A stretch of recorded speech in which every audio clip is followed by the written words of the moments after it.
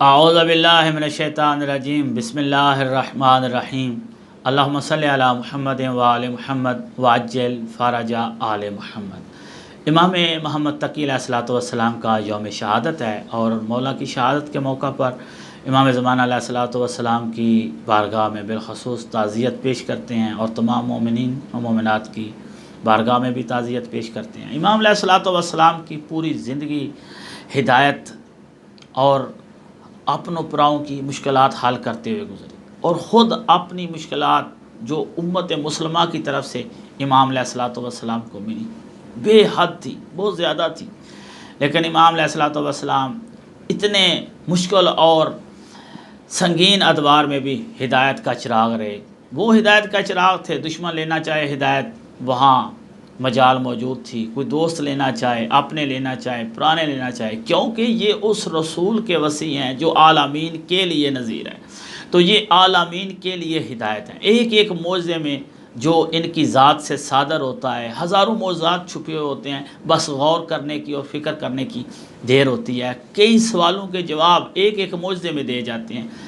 ہمارا بن زید راوی ہیں، وہ کہتے ہیں میں امام علیہ الصلوۃ والسلام کے پاس بیٹھا ہوا تھا۔ یہ مولا کے ماننے والے بھی ہیں اور تھوڑا تھوڑا سوچنے والے بھی ہیں، عالم تقوینی میں ان کا کیا اقتدار ہے۔ ایسے ہی بیٹھے بیٹھے میں نے مولا سے کہا یا ابن رسول اللہ اتقدر ان تصعد الی السماء وان تأتی بشیء لیس فی الارض لنعلم ذلک۔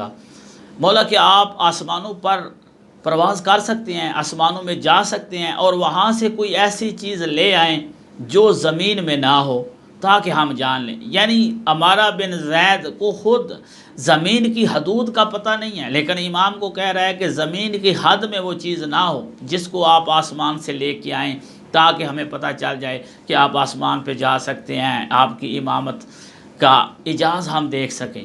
یہ کہتا ہے میں نے ایسا سوال کیا، فارتفع فی الہواء وانظر الیہ ثم غاب ورجع بعد ساعۃ۔ امام علیہ الصلوۃ والسلام ہوا میں اڑے، ثم غاب فی السماء، اور آسمان میں غائب ہو گئے۔ میں دیکھ رہا تھا، کہتا ہے کہ امام علیہ الصلوۃ والسلام میری آنکھوں سے اوجھل ہو گئی۔ ثم رجع بعد ساعۃ، اور کچھ وقت بعد امام علیہ الصلوۃ والسلام تشریف لائے۔ فی یدہ طیر من ذہب، مولا کے ہاتھ میں ایک سونے کا پرندہ تھا۔ وفی اذنہ اشنفۃ، اور اس کے کانوں میں گوشوارے تھے سونے کے۔ وفی منقارہ درۃ، اور اس کی چونچ میں ایک موتی تھا۔ وہو یقول لا الہ الا اللہ محمد الرسول اللہ علی ولی اللہ، اور وہ پرندہ ایک کلمہ تلاوت کر رہا تھا، اس کی ایک تسبیح تھی، اس کا ایک ورد تھا، اس کا ایک کلمہ تھا جو وہ تلاوت کر رہا تھا۔ کیا تھا وہ کلمہ؟ وہ پرندہ کہہ رہا تھا لا الہ الا اللہ محمد الرسول اللہ علی ولی اللہ۔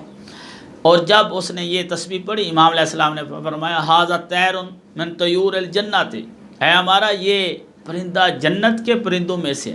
یہ ایک معجزہ اس نے نقل کیا۔ اس معجزے میں کئی معجزات ہیں۔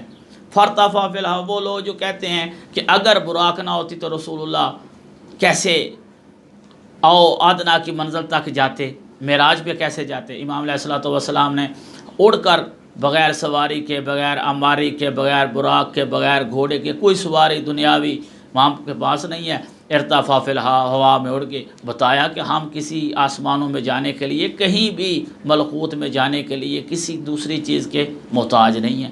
براق کیا، کوئی اور سواری کے ہم محتاج نہیں ہیں ہوا میں۔ پھر ملکوت سے، زمین کی حدود سے بالا گئے، آسمان سے، ملکوت سے، جنت ملکوت میں ہے۔ علماء ربانیین اس پہ ابحاث کرتے ہیں، ان کا علم دنگ ہے، ششتر ہے کہ ملکوت کی چیزیں ناسوت میں آ نہیں سکتی۔ حتیٰ کہ حضرت آدم علیہ الصلوۃ والسلام کو جب اللہ نے زمین پر بھیجا تو ان کے وہاں جنتی لباس بھی اتروا لیے۔ قرآن ہے، جنتی لباس اترائے، جنت کے پتوں سے لپیٹ کر جسم پر وہ آئے، جنتی لباس نہیں آنے دی۔ اب ملکوت کی چیز، اور اس میں جواب دیتے ہیں کہ کیونکہ یہ عالم ناسوت ہے، دنیا یہاں چیز آ نہیں سکتی۔ امام علیہ السلام جنت کا پرندہ، جنت ملکوت ہے، وہاں سے لا کے بتایا کہ ہم ملکوت کی چیز ناسوت میں لے جا سکتے ہیں، ناسوت کی چیزیں ملکوت میں لے جا سکتے ہیں، یہ اقتدار بتایا۔ وہ لوگ جو سوال کرتے ہیں کہ رسول اللہ جنت اور جہنم کی سیر کی تھی، یہ ایک معراج اور سفر روحانی تھا، خواب تھی، یا مادی جسم جو ہوتا ہے ظاہری اس کے ساتھ کے، اور پھر سوال کرتے ہیں اور سوچتے ہیں کہ کیا جنت اور جہنم پیدا ہو چکے ہیں۔ امام علیہ الصلوۃ والسلام نے فرمایا جب ان کا بیٹا جنت سے پرندہ لا سکتا ہے تو رسول اللہ سیر جنت کی کیوں نہیں کر سکتے؟ اور اگر جنت اور جہنم خلق نہ ہوتی، آج یہ بھی سوال ہوتا ہے کہ کیا جنت اور جہنم خلق ہو چکی ہے؟ کیا جنت اور جہنم بعد القیامت خلق ہوگی؟ تو اگر جنت خلق نہ ہو سکتی تو کس طرح پرندہ لاتے؟ یہ بھی بتایا کہ جنت اور جہنم خلق ہو چکی ہے۔ حضرت ادریس، علماء اہل سنت کی کتابیں پڑھنا، حضرت ادریس علیہ الصلوۃ والسلام جنت میں داخل ہوئے، جنت سے آ نہیں سکے۔ ان علماء کی دلیل یہ ہے کہ جنت چونکہ خلد ہے، جو اس میں داخل ہو جاتا ہے پھر وہ آ نہیں سکتا۔ امام علیہ الصلوۃ والسلام گئے بھی آئے بھی، بتایا کہ نبی ہمارے اقتدار جیسے نہیں، جتنا اقتدار ہمیں ہے، ہم جائیں آئیں ہمارا یہ اختیار ہے۔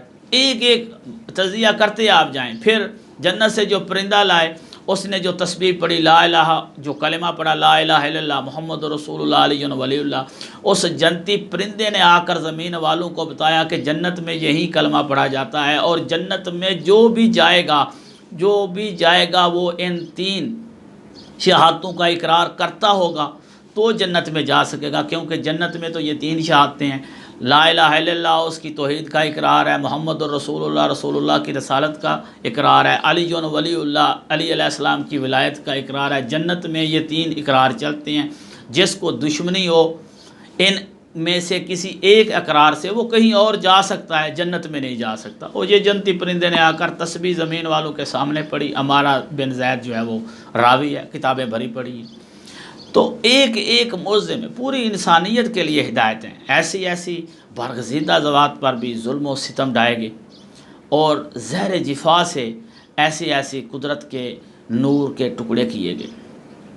امام علیہ الصلوۃ والسلام سے اپنوں کو پراؤں کو ہر ایک کی مشکل حل کی۔ آج مومنین سوال کرتے ہیں مشکلات ہیں، پریشانیاں ہیں، کوئی ایسا حل بتائیں کہ ہماری پریشانی ہو۔ امام علیہ الصلوۃ والسلام کے لیے 2 رکعت نماز ہدیہ کریں، اور اس کے بعد امام علیہ الصلوۃ والسلام کا توسل کر کے کوئی بھی دعا مانگیں تو آپ کی دعا رد نہیں ہوگی، بشرطے کہ آپ بھی جنتی پرندے کی طرح لا الہ الا اللہ محمد رسول اللہ علی ولی اللہ کا واسطہ دیں، تو آپ کی ہر حاجت پوری ہوگی، اور جتنی بھی آپ کی مشکل ہوگی وہ دور ہوگی۔ والسلام علیکم ورحمۃ اللہ وبرکاتہ۔